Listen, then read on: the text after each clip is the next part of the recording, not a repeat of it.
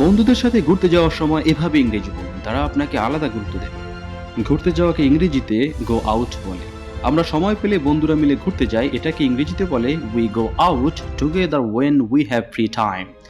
ঘুরতে গেলে আমাদের মাইন্ড ফ্রেশ হয়, এটাকে ইংরেজিতে বলে going out makes our mind fresh. আমি বন্ধুদের সাথে ঘুরতে যেতে পছন্দ করি, এটাকে ইংরেজিতে বলে I like to go out with my friend.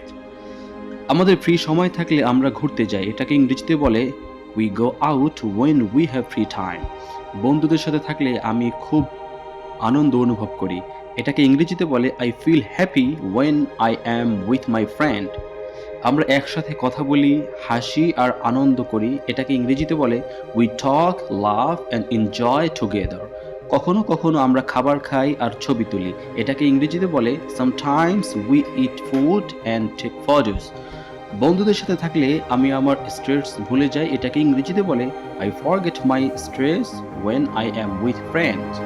আমরা ঘোরাঘুরির মাধ্যমে প্রকৃতি থেকে অনেক কিছু শিখতে পারি, এটাকে ইংরেজিতে বলে we can learn many things from nature by going out.